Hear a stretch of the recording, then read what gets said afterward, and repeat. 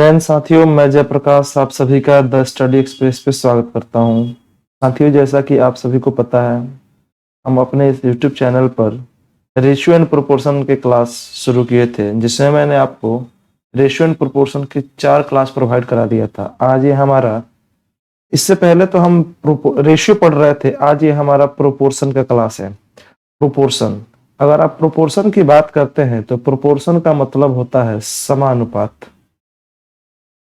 समानुपात, जिसमें अगर आप रेशियो को देखो तो रेशियो में मैंने आपको क्या पढ़ाया था कि रेशियो 2 या 2 से अधिक नंबर्स का कंपैरिजन, किसी सेम यूनिट के नंबर्स का कंपैरिजन कहलाता था। लेकिन प्रोपोर्शन जो होता है, 2 या 2 से अधिक रेशियो को जब कंपेयर करते हैं तो उसे ही हम प्रोपोर्शन कहते हैं। तो आइए इसी प्रोपोर्शन को आगे बढ़ाते हुए देखते हैं इसके कैसे कैसे क्वेश्चंस आते हैं और इस प्रोपोर्शन में क्या क्या होता है। देखिए, अगर हम प्रोपोर्शन की बात करें तो प्रोपोर्शन में सबसे पहले इसमें दिया जाता है मीन प्रोपोर्शन, या तो आप इसे सेकेंड प्रोपोर्शन भी कहते हैं, जिसका हिंदी होता है मध्यानुपातिक या फिर द्वितीयानुपातिक। इसमें क्या होता है, 2 रेशियो होता है, जैसे कि मान लीजिए A रेशियो B दे दिया जाए और आपसे पूछा जाए कि इसका मीन प्रोपोर्शन बताइए। मीन प्रोपोर्शन का मतलब यह हुआ कि इनके बीच में 2 वैल्यू ऐसी होंगी जो इसके साथ भी एक प्रोपोर्शन बना ले और इस A के साथ भी एक प्रोपोर्शन बना ले। देखना जरा कैसे। अगर आप बात करते हैं A रेशियो B का मीन प्रोपोर्शन, तो आप इसको लिखेंगे A ratio X double ratio X ratio B, double ratio X ratio B। तो देखिए जरा, अगर आप इसको चाहें तो आपको याद कीजिए, पहला क्लास मैंने आपको क्या बताया था, रेशियो को फ्रैक्शन में लिख सकते हैं। तो क्या आप इसको A/X लिख सकते हैं, और ये डबल रेशियो का मतलब होता है इक्वल। और क्या आप इसको X/B लिख सकते हैं, बिल्कुल लिखा जा सकता है। अगर क्रॉस मल्टीप्लाई कर दिया जाए तो आप कहेंगे कि sir x square is equal to AB होगा, x square is equal to AB। तो क्या x की वैल्यू अंडर रूट AB आ गई, अंडर रूट AB। तो ये जो होता है x, इसी x का मतलब होता है मीन प्रोपोर्शन। तो आप समझ पा रहे हैं, यहाँ पे लिखा भी गया है कि x यानी कि मीन प्रोपोर्शन की जब वैल्यू निकालनी हो तो उस कंडीशन में आप क्या लिखेंगे, रूट AB। वहां पे आपको हमेशा 2 ही रेशियो दिया जाएगा। क्लियर है। चलिए बात करते हैं अपने नेक्स्ट पॉइंट की। इसमें नेक्स्ट पॉइंट क्या होता है, देखिए ध्यान से देखिए जरा आप। नेक्स्ट पॉइंट की बात की जाए तो इसमें पूछा जाता है थर्ड प्रोपोर्शनल यानी कि तृतीय अनुपातिक। इसमें क्या होता है कि A रेशियो B दे दिया जाता है और पूछा जाता है कि आप इसका थर्ड प्रोपोर्शनल बताइए। तो थर्ड प्रोपोर्शनल के लिए ये A रेशियो B तो सही है, लेकिन हम मानते हैं कि इसके साथ जो प्रोपोर्शन में होगा उसकी शुरुआत जो होगी वो B से ही होगी। तो ऐसे आप लिखेंगे A ratio B double ratio B ratio X। तो इसको भी आप सॉल्व करेंगे तो ये हो जाएगा A/B is equal to B/X, A/B is equal to B/X। तो आप जरा बताओ, क्या इसको सॉल्व करने पर AX is equal to B square आ रहा है? तो X की वैल्यू क्या हो जाएगा ये B स्क्वायर अपॉन A, और यही कहलाता है थर्ड प्रोपोर्शनल। इसे क्या कहते हैं, थर्ड प्रोपोर्शनल कहते हैं। क्लियर है। चलिए जरा नेक्स्ट पॉइंट पे पढ़ते हैं हम। अगर नेक्स्ट पॉइंट की बात की जाए तो इसमें होता है फोर्थ प्रोपोर्शनल क्या होगा। तो फोर्थ प्रोपोर्शनल में 3 वैल्यू दी जाएगी और चौथा पूछा जाएगा। जैसे कि देखिए, मान लीजिए A दे दे, B दे दे और C दे दे, पूछे कि बताइए इसका फोर्थ प्रोपोर्शनल क्या होगा। तो आप इसको लिखेंगे A ratio B double ratio C ratio, और फोर्थ के लिए क्या होगा, X। तो आप जरा बताना, क्या आप इसको A/B इक्वल टू C/X लिखेंगे? बिल्कुल। तो क्या आप इसको AX is equal to BC लिख सकते हैं? तो x की वैल्यू क्या होगी, x की वैल्यू हो जाएगी BC अपॉन A, और यही कहलाता है फोर्थ प्रोपोर्शनल। x की वैल्यू क्या होगी, BC अपॉन A, ये क्या कहलाएगा, फोर्थ प्रोपोर्शनल कहलाएगा। समझ आ रहा, नोट करते चलिएगा इसको। चलिए अपने नेक्स्ट पॉइंट पे चलते हैं। देखिए इसके बाद से आता है आपको एक कंपाउंड रेशियो। कंपाउंड रेशियो क्या कहलाता है, एक्चुअल में कंपाउंड रेशियो जो होता है वो सभी रेशियो का मल्टीपल ही होता है।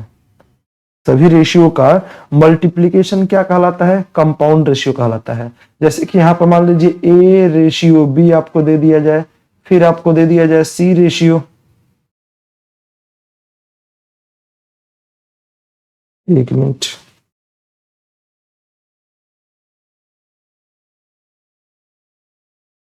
थोड़ा सा पेन,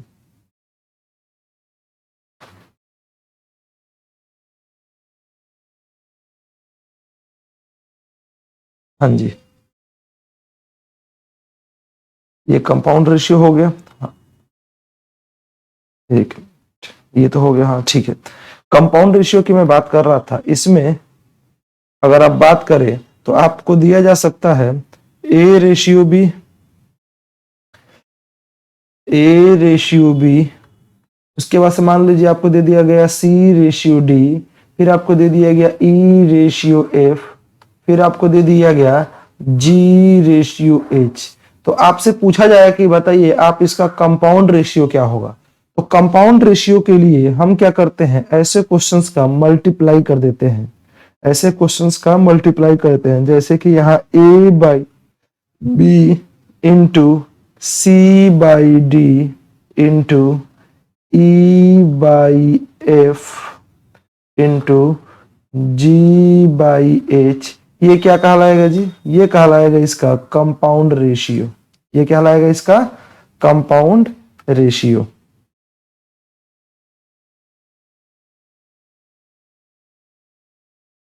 ठीक है, चलिए अपने नेक्स्ट सेगमेंट पे चलते हैं।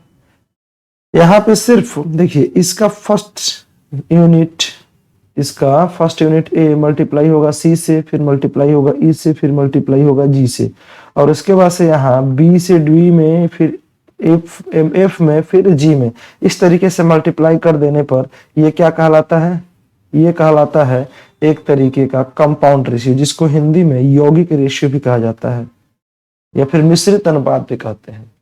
उसके बाद से कभी कभी एग्जाम में पूछा जाता है कि डुप्लीकेट रेशियो क्या होगा, बताइए।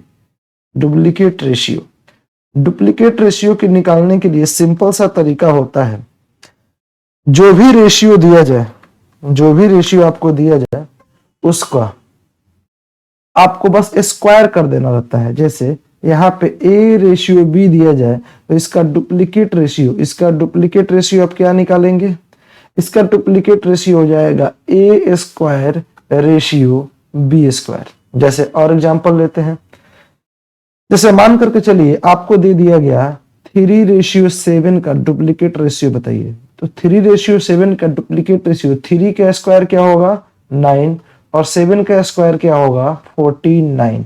तो 9:49 क्या कहलाएगा, इसका डुप्लीकेट रेशियो कहलाएगा। अगर आप बात करें इसी का उल्टा, तो इसका उल्टा होता है सब डुप्लीकेट रेशियो। सब डुप्लीकेट रेशियो का मतलब, अगर मान के चलिए आपको A रेशियो B दे दिया जाए, चलिए नेक्स्ट एक नया पेज ऐड कर लेते हैं। मान लीजिए आपको A रेशियो B दे दिया जाए तो इसका सब डुप्लीकेट रेशियो होगा √A रेशियो √B। तो A रेशियो B का सब डुप्लीकेट रेशियो क्या हो गया, कुछ नहीं करना, बस उसको रूट में ले लेना है। जैसे मान लीजिए यहाँ पे दे दिया जाए 16:49 का सब डुप्लीकेट रेशियो, बताइए। तो 16:49 का सब डुप्लीकेट रेशियो क्या होगा, आप यही कहेंगे कि √16 रेशियो √49। आप जरा बताना, √16 का मतलब 4 और इसका मतलब क्या हुआ 7, तो 4:7 क्या आएगा, इसका सब डुप्लीकेट रेशियो आएगा। समझ आ रहा है, क्लियर है। चलिए जरा नेक्स्ट पॉइंट देखते हैं। उसी प्रकार से होता है नेक्स्ट पॉइंट अपना ट्रिप्लीकेट रेशियो।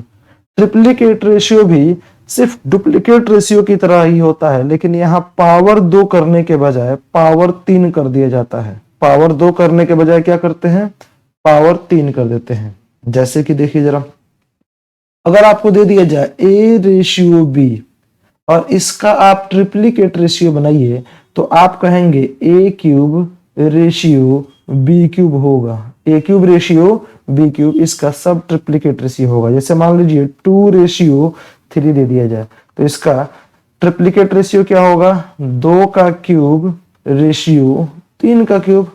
अब 2 का क्यूब तो आपको पता ही होगा क्या होता है जी, 8, और 3 का क्यूब क्या होता है 9, सॉरी 3 का क्यूब क्या होता है 27, 3 का क्यूब होता है 27। तो 8 रेशियो 27 इसका आंसर होगा। आई होप आप इसे आसानी से समझ पा रहे होंगे।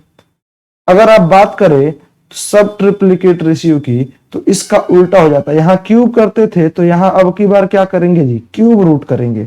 चलिए जरा देखिए, एक नए पेज पर आपको समझाने की कोशिश करते हैं। मान करके चलिए कि आपको a रेशियो b दे दिया गया और आपसे पूछा गया कि बताइए इसका triplicate ratio, sub triplicate ratio क्या होगा? तो आप कहेंगे सर इसका sub triplicate ratio cube root a ratio cube root b होगा।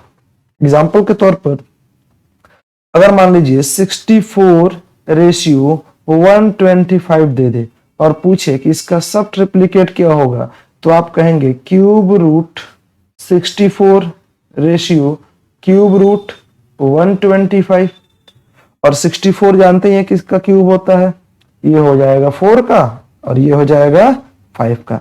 तो 4 रेशियो 5 क्या होगा? इसका सब ट्रिप्लीकेट रेशियो होगा।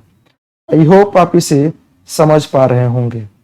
अब बात करते हैं इनवर्स या फिर रेसिप्रोकल रेशियो की। देखिए इनवर्स या फिर रेसिप्रोकल रेशियो और कुछ नहीं, जो आप पढ़ते आ रहे हैं उसी का 1 अपॉन लेना होता है। जैसे कि मान लीजिए यहाँ पर a रेशियो b दिया हो और आपसे पूछा जाए कि इसका इनवर्स रेशियो बताइए तो आप क्या कहेंगे? 1 upon a ratio 1 upon b हो जाएगा। या फिर कह सकते हैं कि ये a रेशियो b के जगह पे अब उल्टा क्रॉस मल्टीप्लाई होकर क्या हो जाएगा? b ratio a। लेकिन ये तभी होगा जब सिर्फ 2 आइडेंटिटी हो। मानकर चलिए अगर आपको 3 दे दिया जाए, जैसे मान लीजिए a ratio b ratio c दिया जाए और आपसे पूछा जाए कि बताइए इसका रेसिप्रोकल रेशियो क्या होगा, तो आप कहेंगे 1/a ratio 1/b ratio 1/c। अगर इसको सॉल्व करेंगे तो ये हो जाएगा bc ratio ac ratio ab। Reciprocal इसका कुछ इस प्रकार से बनेगा। ये कहां से आया मैं आपको बता दूं कि इस a का, इस b का और इस c का, a का b का और c का क्या लेंगे? LCM, और LCM लेकर के इसमें मल्टीप्लाई कर देंगे तो a b और c का LCM क्या ABC होगा। ABC का LCM यहाँ मल्टीप्लाई करेंगे तो a से a कट जाएगा, बचे क्या? b और c। यहाँ b कट जाएगा, बचे क्या? a और c। यहाँ c कट जाएगा, बचे क्या? a और b। यहाँ भी फिर मैंने वही किया था, a और b का LCM AB होता है और इसको इसमें मल्टीप्लाई कर दिया तो a से a कट गया, इसके लिए b बचा, इसके लिए a बचा। समझ पा रहे हैं? चलिए आगे बढ़ते हैं। देखिए आगे अब हम क्वेश्चन की तरफ बढ़ेंगे। आपको मैंने जितना इसकी थ्योरी थी सब पढ़ा दिया है।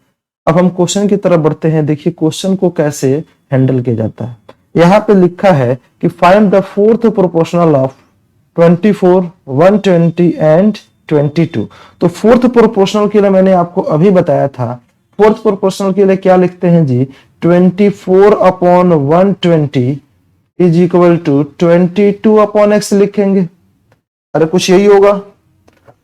आप बताओ 24 से क्या ये 5 टाइम्स कटेगा?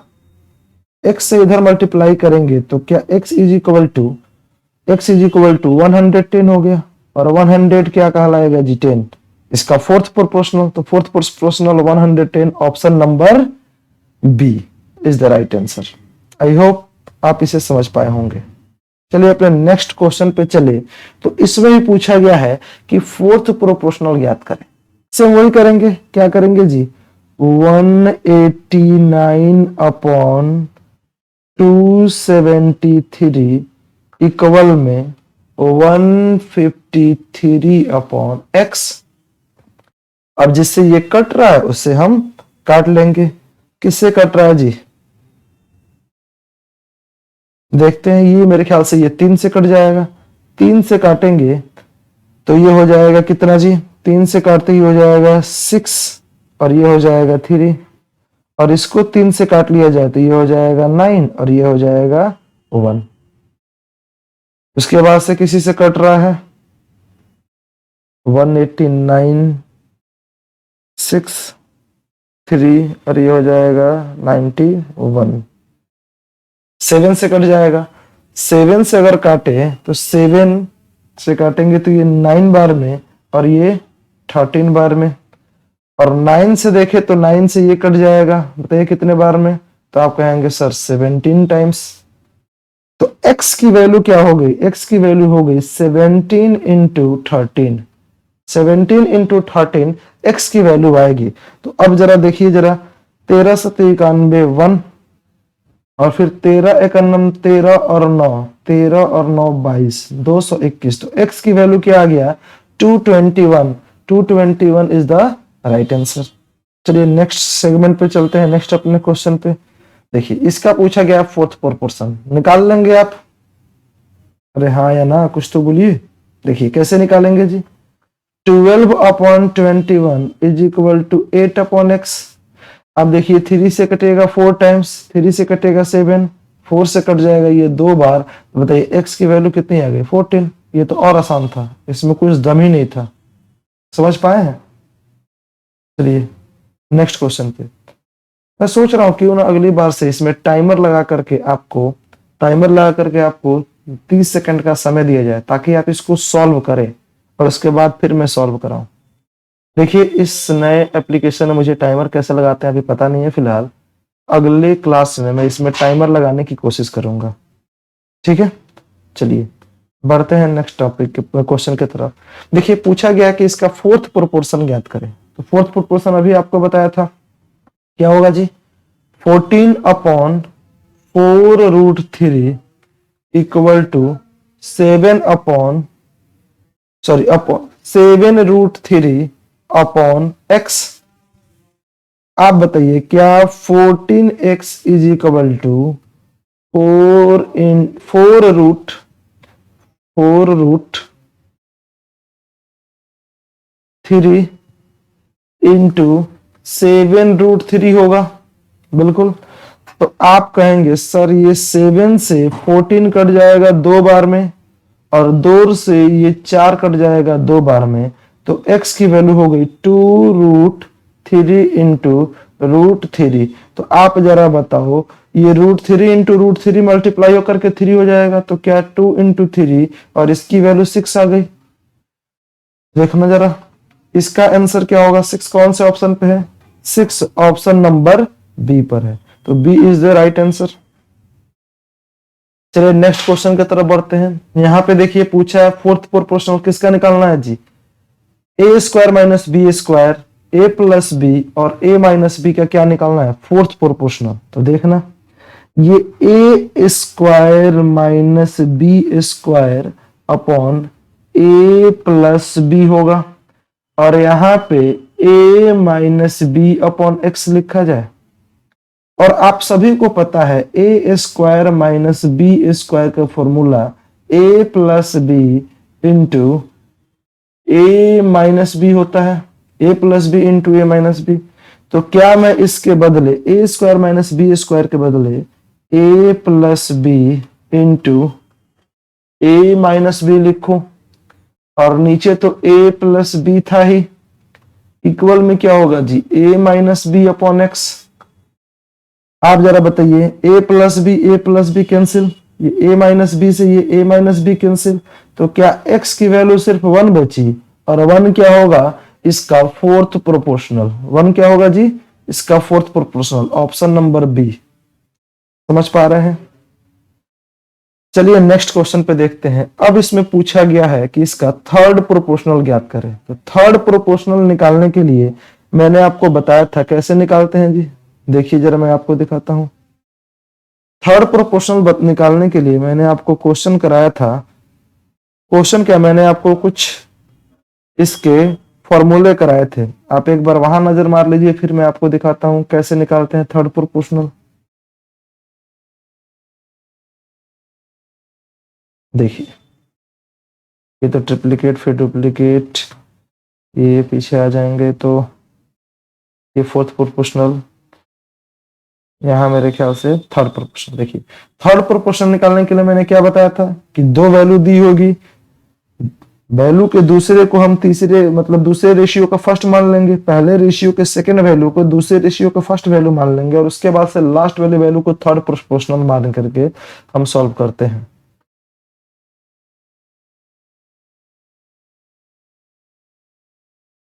तो इसी प्रकार से कुछ हम सॉल्व करेंगे क्वेश्चन को।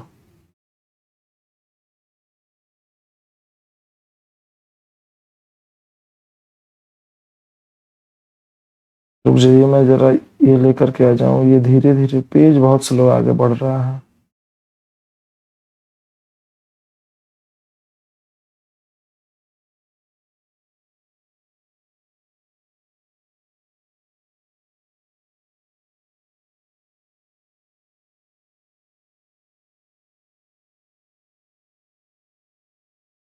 थोड़ा सा लैपटॉप में इशू है। ये हो चुका था अपना, ये क्वेश्चन था। चलिए अगर आप बात करते हैं 12-18 का तीसरा समानुपाती ज्ञात करें, तो आप जरा बताइए क्या ये 12:18 और डबल रेशियो 18:x होगा, इसका थर्ड प्रोपोर्शनल होगा या नहीं? तो क्या आप इसको 12:18 इक्वल टू 18/x लिखेंगे? तो आप बताइएगा 6 से कटेगा ये 2 बार, 6 से कटेगा ये 3 बार, 2 से कटेगा ये 9 बार। तो x की वैल्यू क्या 3 इंटू में 9 क्या 27 आ गया है या ना? समझ पाए हैं? तो 27 ऑप्शन नंबर सी। या फिर मैंने आपको दूसरा तरीका बताया था, b² होता है, याद कीजिए। b² की वैल्यू b² मतलब 18 इंटू 18/12। ये 12 6 से कटेगा कितनी बार? 2 बार, ये 3 बार, ये 2 से कटेगा कितनी बार? 9 बार, 9 3 27, 27 इज द राइट आंसर। बस हो गया, ज्यादा कुछ करने का इसमें है था नहीं।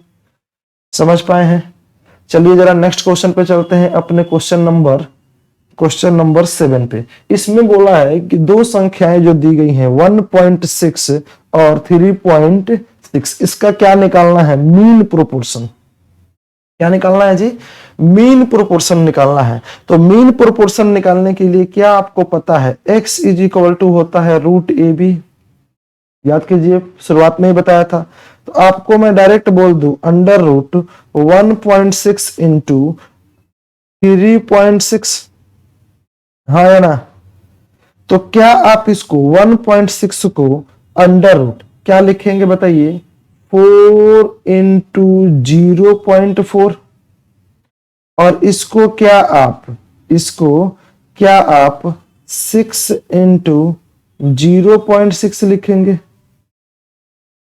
हाँ, अरे लिखेंगे या नहीं? या फिर इसको छोड़ दीजिए, इस तरीके से मैं आपको एस को मल्टीप्लाई करके ही दिखाता हूं। बताइए, यहां से देख रहे हैं क्या 1.6 क्या 1.6 का अंडर रूट 0.4 होता है? बिल्कुल नहीं। 0.4 का अगर आप स्क्वायर करेंगे, 0.4 का स्क्वायर करेंगे तो ये 0.16 होगा, ना कि ये।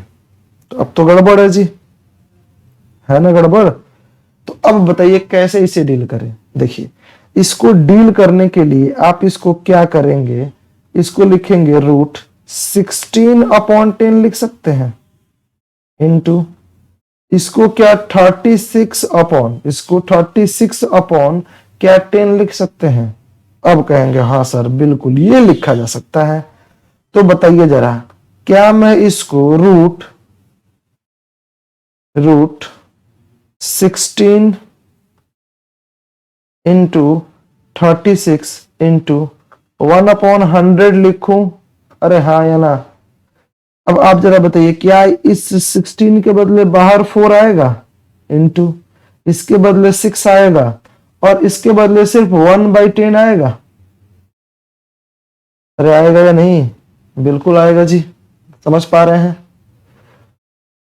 अब आप जरा देखना, इसके बदले जब ये आएगा तो क्या मैं इसको कैंसिल कर सकता हूं? बिल्कुल। 6 में अगर 4 से किया जाए तो 24, और 24 को 10 से डिवाइड किया जाए, 24 को 10 से डिवाइड किया जाए तो ये आएगा 2.4, और 2.4 क्या होगा? इसका correct answer option number A. Option number A is the right answer. I hope you can understand easily. समझ पा रहे इसे? चलिए चलते हैं अपने नेक्स्ट क्वेश्चन की तरफ। चलिए हमारा नेक्स्ट क्वेश्चन है कि find the mean proportion of 3√2 and 12 minus √32, इसके बीच का मीन प्रोपोर्शन। तो अभी आपने देखा कि मीन प्रोपोर्शन यानी कि x की वैल्यू निकालने के लिए आप क्या करते हैं? आप इसको लिखते हैं √AB। तो आप जरा बताओ, अंडर रूट क्या यहाँ पे 3 प्लस √2 इंटू 3 प्लस √2 इंटू क्या 12 माइनस √32 लिखा जाए? अरे हाँ या ना? समझ पा रहे हैं? अब देखिए ना जरा, 12 माइनस √32 लिखे तो क्या मैं इसको तो मैं यही रहने देता हूं, 3 प्लस √2 ही रहने देता हूं। क्या अगले में से यहां से भी 4, यहां से भी 4, दोनों जगह से अगर 4 कॉमन आए तो क्या रूट के बाहर 2 आ जाएगा? बिल्कुल। तो अंदर क्या बचेगा? यहां से अगर 4 चला गया तो क्या यहाँ पे 3 बचेगा? और यहां से अगर आप 4 निकाल ले तो यहां से तो 4 नहीं निकलेगा, यहां से आप 16 निकालेंगे तब यहां 4 निकलेगा। तो क्या 16 निकालेंगे तो क्या यहाँ √2 बचेगा? तो आप देख रहे हैं अंदर a plus B into A minus B हो रहा है। तो अब आप जरा बताओ, क्या यहाँ पे √2 ही रखा जाए? तो a प्लस बी और a माइनस बी, इसका फॉर्मूला क्या a square minus B square होता है। तो क्या यहाँ पे a स्क्वायर यानी कि 3 का स्क्वायर 9 होगा, माइनस यहाँ 2 का स्क्वायर क्या होगा? 4। तो इसके लिए क्या आप 2√5 लिख सकते हैं? 2 का स्क्वायर क्या होगा? सॉरी, दो यहाँ पे √2 का स्क्वायर है, ये 4 नहीं होकर के, ये 4 नहीं होकर के, सॉरी ये 4 नहीं होकर के क्या होगा जी? ये 2 होगा। ध्यान से देखिए, ये 4 नहीं होकर के 2 होगा। तो क्या 2√7, और 2√7 कौन से ऑप्शन पे है? Option number C. तो सी अपना क्या होगा? Correct answer. सी क्या होगा जी? सही आंसर होगा इसका। समझ पाए आप? चलिए बढ़ते हैं अपने नेक्स्ट क्वेश्चन पे। नेक्स्ट क्वेश्चन बहुत ही अच्छा है।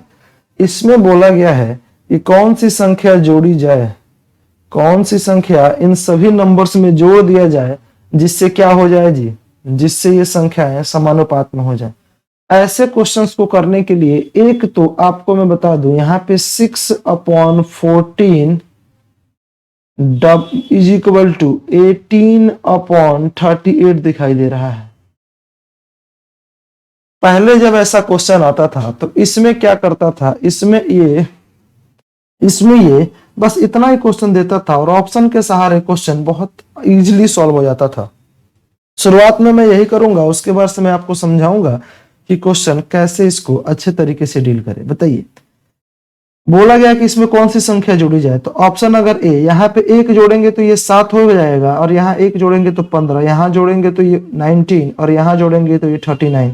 क्या ये इक्वल है? बिल्कुल नहीं। तो ये इक्वल नहीं है तो हमारा आंसर नहीं होगा। समझ पाए हैं? उसी प्रकार से अगर आप बात करें 2 जोड़ने की, तो जैसे यहाँ 2 जोड़ेंगे ये 8 हो जाएगा, और यहाँ पे 2 जोड़ेंगे तो ये 16 हो जाएगा, यहाँ 2 जोड़ेंगे तो ये 20 हो जाएगा, और यहाँ 2 जोड़ेंगे तो 40। आप देखिए, क्या ये 1/2 बना, और ये भी 1/2। क्या ये दोनों इक्वल हैं? बिल्कुल इक्वल हैं जी। तो option number B is the right answer. लेकिन आप ऑप्शन के सहारे ना जा करके अगर आप इसको बेसिक से करेंगे तो कैसे होगा, मैं वही समझाने की अभी फिलहाल आपको कोशिश करता हूं। देखना, मान लिया कि यहां आप x जोड़ रहे हैं तो यहां भी x जोड़ना पड़ेगा, और यहां भी क्या जोड़ना पड़ेगा? x। ये बेसिक है, फिर मैं इसका डायरेक्ट ट्रिक भी बताऊंगा। तो आप बताओ क्या क्रॉस मल्टीप्लाई कर दिया जाए? क्रॉस मल्टीप्लाई कर दिया जाए। क्रॉस मल्टीप्लाई करेंगे तो क्या 6 में 38 से करेंगे तो कितना हो जाएगा जी? ये 8 छके 48, 4 6 18 और 4 22, 228 प्लस 6x। अगर x में करेंगे तो प्लस 38x और प्लस एक्स स्क्वायर होगा इक्वल। अगर आप इधर लिखे तो 14 में 8 से करेंगे, इसमें करेंगे जी 14 में 8 से करेंगे, सॉरी 18 से करेंगे, या फिर 18 में 14 से करेंगे तो कितना होगा? 18 चौक 72 का 2 7 18 91 18 और 7 कितना हुआ? 25। 18 और 7 25 प्लस 18x प्लस यहाँ पे हो जाएगा 14x प्लस एक्स स्क्वायर। और यहाँ देखिए जरा, आप ध्यान से देखेंगे तो ये क्वाड्रेटिक इक्वेशन नहीं बनेगा, क्योंकि यहाँ भी एक एक्स स्क्वायर है और यहाँ भी एक एक्स स्क्वायर है। स्क्वायर स्क्वायर वाले वैल्यू तो एक्स स्क्वायर से स्क्वायर कट जाएगा। आप बताइए यहाँ पे 36 और 38 जोड़ दिया जाए तो क्या होगा? आप कहेंगे सर 44x प्लस 228, और यहाँ पे जोड़ दिया जाए 18 और जोड़ दिया जाए क्या जी? 18 और यहाँ पे जोड़ दिया जाए आपका 14x, तो हो जाएगा 8 4 12 2 1 3। क्या ये 32x होगा? बिल्कुल। और प्लस 252। आप जरा बताइए, एक को एक साइड किया जाए तो क्या यहाँ 12x आएगा, और इसको इधर से जब माइनस किया जाए तो 12x की वैल्यू क्या 24 होगी? तो x की वैल्यू क्या होगी? 2, और 2 आपस में जोड़ने की कोशिश कर रहे थे, सही है। तो x की वैल्यू क्या आ गई? 2। तो x की वैल्यू आप कैसे निकालेंगे? लेकिन ध्यान दीजिए, x की वैल्यू तो 2 आ गई, लेकिन इसको अगर आप देखेंगे तो ऐसे आसानी से सॉल्व नहीं कर सकते। इसके लिए अब आप डायरेक्ट ट्रिक क्या अपनाएंगे? देखिए, अगर आप देखें तो ये 12x कहां से आया, तो आप कहेंगे सर 12x लाने के लिए मैंने 44x में से 32x को माइनस किया है। 44x में से 32x को माइनस किया है, तो क्या ये 44x कहां से आया? तो आप कहेंगे ये 6x और 38x ऐड किया, तो 6x और 38x कहां से आया? तो आप कहेंगे सर ये 6 और ये 38, एक तरीके से यहाँ पे x में मल्टीप्लाई किया 38 से, और इस x में मल्टीप्लाई किया 6 से, और उसके बाद से जोड़ा है। तो आप जरा बताओ, क्या आप देख पा रहे हैं ये बाहर बाहर वाले नंबर का ऐड है? यहाँ पे 32 कैसे आया? तो क्या ये अंदर अंदर वाले नंबर का ऐड है? तो देखना, यही क्वेश्चन क्या है जी? 6 14 18 38। एक नए पेज पर लिखते हैं, यहाँ पे 6 14 18 38, यही था 6 14 18 38, बिल्कुल। तो अगर मैं बोलूं तो क्या मैं इसको बाहर बाहर वाले का जोड़ दूं और फिर अंदर अंदर वाले का जोड़ दूं, और उसके बाद से वही इसका डिफरेंस रखा जाएगा? देख लीजिए यहाँ पे आप, उसी का तो अंतर है जी। यहाँ पे 44 और 32 को माइनस किया तो 12 आया। तो मैं कह सकता हूं या नहीं कह सकता? बाहर बाहर वाले का सम और अंदर अंदर वाले का सम और उसका डिफरेंस। तो बताइए, 36 और 38 जोड़ करके 44, 14 और 32 जोड़ करके 32, दोनों का अंतर क्या 12 यूनिट का आएगा? तो आप डायरेक्ट यहां से 12 यूनिट की वैल्यू निकालेंगे। अब आप बात करेंगे कि सर ये 24 कहां से आया? तो 24 देखिए, क्या ये 252 में से 228 माइनस करने पर आया है? तो 252 कहां से आया जी? 252 कहां से आया? तो 252 जो है आपको बाहर बाहर वाले का मल्टीप्लाई और अंदर अंदर वाले का मल्टीप्लाई, देखिए बाहर बाहर का मल्टीप्लाई किया तो आपको 228 मिला, और अंदर अंदर का मल्टीप्लाई किया तो 252 मिला, और फिर इन दोनों का डिफरेंस ही तो 24 है। तो हम कह सकते हैं या नहीं कह सकते कि ऐसे क्वेश्चन के लिए बाहर बाहर का मल्टीप्लीकेशन और अंदर अंदर का मल्टीप्लीकेशन और फिर उन दोनों का डिफरेंस निकालते हैं? समझ पा रहे हैं? तो देखना जरा, 38 में 6 से जब मल्टीप्लाई करेंगे और 14 में 18 से मल्टीप्लाई करेंगे और दोनों का अंतर लेंगे तो क्या 24 आएगा? तो 12 यूनिट की वैल्यू 24, तो क्या आप 1 यूनिट की वैल्यू डायरेक्ट निकालेंगे? 1 यूनिट की वैल्यू कितनी आ गई? 2, और यही 2 क्या होगा आपका करेक्ट आंसर। समझ पाए हैं? कुछ नहीं करना जी, बाहर बाहर वाली को जोड़ेंगे, अंतर अंदर वाले को जोड़ेंगे, फिर इन दोनों का अंतर। फिर बाहर बाहर को मल्टीप्लाई, फिर अंदर अंदर का मल्टीप्लीकेशन, और फिर इन दोनों का अंतर, और यही क्या होगा, यही इनकी इतने यूनिट की वैल्यू आएगी। फिर एक यूनिट की वैल्यू निकालेंगे, वही x का वैल्यू आ जाएगा। आइए जरा और क्वेश्चन लेकर के इस पे देखते हैं। बताइए क्या करें, बाहर बाहर का मल्टीप्लीकेशन, सॉरी बाहर बाहर का ऐड और अंदर अंदर का ऐड, फिर अंतर। बताइए 10 और 38 जोड़ेंगे तो क्या 48 होगा। 18 और 22, 18 और 22 जोड़ेंगे तो क्या 40 होगा। दोनों का डिफरेंस क्या 8 यूनिट का आया, तो आप डायरेक्ट क्या लिखेंगे 8 यूनिट की वैल्यू। देखिए बाहर बाहर वाले का अंतर मल्टीप्लीकेशन क्या 380 होगा। अंदर अंदर वाले का मल्टीप्लाई 18 दूना 36, 18 दूना 36 और 3 36 3 39। बताइए इतना होगा, तो एक यूनिट की वैल्यू क्या 16 आएगी। इन दोनों का डिफरेंस 18 यूनिट की वैल्यू 16 आ गई, तो एक यूनिट की वैल्यू क्या आया जी 2, और 2 ही पूछा था, जोड़ने पर क्या आए 2 आए। ध्यान दीजिए माइनस करने का भी होना तो सिर्फ यही बनता है, कोई डिफरेंस नहीं हो जाता जी। माइनस करने वाले क्वेश्चन भी सेम ऐसे ही सॉल्व किए जाते हैं। ठीक है, चलिए नेक्स्ट क्वेश्चन पे बढ़ते हैं अपना। क्वेश्चन नंबर 11, ये अच्छा क्वेश्चन है। अगर आप ध्यान से देखेंगे तो ये बहुत ही अच्छा क्वेश्चन है। इसके लिए आप क्या कर सकते हैं, सेम वही, इसमें क्या बोला गया है कि कौन सा नंबर ऐड किया जाए, और इसके पहले वाले क्वेश्चन में क्या बोला गया था कि इसमें भी कौन सा नंबर ऐड किया जाए। ध्यान दीजिए घटाने वाला भी रहेगा ना, फिर भी आप वही करेंगे, इसमें सेम वही होता है जी, कोई अंतर नहीं होता। आज इस क्वेश्चन पे बोला गया है कि if x is added in each of the 12, 28, 21, 45 the number so obtain in the order are in the proportion, what is the mean proportional between x + 3 and 4x + 1। पूछा गया है कि अगर इन सभी संख्याओं में x जोड़ दिया जाए तो वो संख्या समानुपात में हो जाती है। तो उसके बाद से बोल रहा है कि बताइए कि उसी x की वैल्यू को यहां पुट कर दे तो इसका मीन प्रोपोर्शन क्या होगा। बहुत ही अच्छा क्वेश्चन है। अगर आप ऑप्शन के सहारे करेंगे तो देख लीजिए ऑप्शन तो इसका मीन दिया होगा, फिर आप फंस जाएंगे। तो इसलिए मैं कह रहा हूं कि ऑप्शन के सहारे प्रत्येक क्वेश्चन को नहीं किया जा सकता। प्रत्येक क्वेश्चन को करने के लिए अपना एक अलग तरीका होता है, जिसको सॉल्व करेंगे आप तो आपको क्या करना होगा, सबसे पहले उसके बेसिक में जाएंगे। तो आप इसको अगर x से सॉल्व करेंगे तो हो जाएगा, लेकिन x से थोड़ा सा लंबा होगा। लेकिन मैंने अभी बताया है कि x को अवॉइड करने के लिए क्या आप इस 12, 28, 21 और 45 पे काम करेंगे। तो ये बाहर बाहर को अगर जोड़ दिया जाए और अंदर अंदर को अगर जोड़ दिया जाए और फिर दोनों का अंतर लिया जाए तो क्या आएगा, 12 और 45 क्या 57 होगा। 28 और 21, 28 और 21 क्या 49 होगा। और दोनों का अंतर क्या 8 यूनिट का आ रहा है। दोनों का अंतर कितने का 8 यूनिट।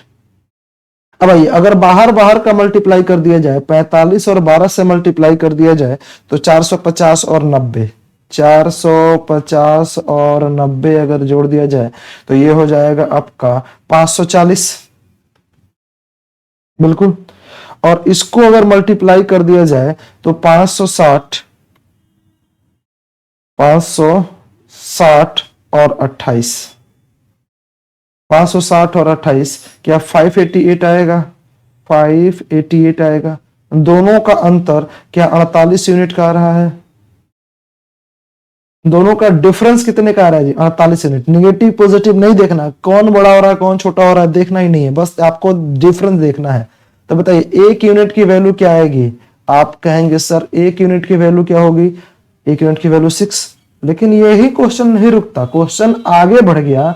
पूछा गया है कि अगर 6 की वैल्यू इसमें पुट कर दिया जाए तो बताइए इसका मीन प्रोपोर्शन क्या होगा। देखिए यहां जैसे ही 6 पुट करेंगे तो 6 + 3 क्या 9 होगा। और यहां पे पुट करेंगे तो 6 में 4 से मल्टीप्लाई 6 चौके 24 और 1 25। और मीन प्रोपोर्शन क्या इसका अंडर रूट होता है मल्टीप्लाई करके। आप जरा बताइए 3 और 25, यहां से 3 आएगा यहां से 5 आएगा तो क्या 3 गुणे 5 क्या आएगा जी 15। अरे यहां से 3 बाहर आएगा, यहां से 25 का 5 बाहर आएगा, दोनों को मल्टीप्लाई करेंगे 15। तो 15 क्या होगा इसका मीन प्रोपोर्शन। ऑप्शन नंबर 1 यही इसका सही जवाब होगा, यही इसका करेक्ट आंसर होगा। आई होप आप इसे समझ पाए होंगे। तो आज हमारा रेशियो एंड प्रोपोर्शन का ये आखिरी क्लास था, जिसमें मैंने रेशियो और प्रोपोर्शन बहुत अच्छे तरीके से सॉल्व करा दिया है। अब आप किसी भी एग्जाम में बैठेंगे तो मैं आशा करता हूं रेशियो एंड प्रोपोर्शन का क्वेश्चन आपसे नहीं छूटेगा।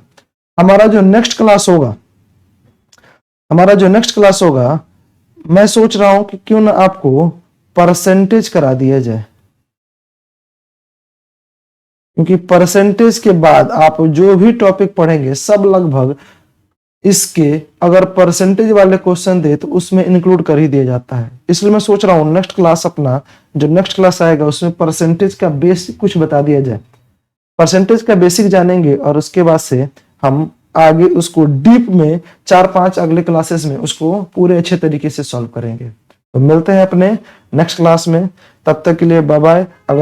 वीडियो अगर आपको पसंद आ रहा है तो चैनल को सब्सक्राइब कर दे, वीडियो को जितना ज्यादा से ज्यादा हो सके अपने दोस्तों के बीच शेयर करें ताकि उनका भी फायदा हो सके, और लाइक करना ना भूलें।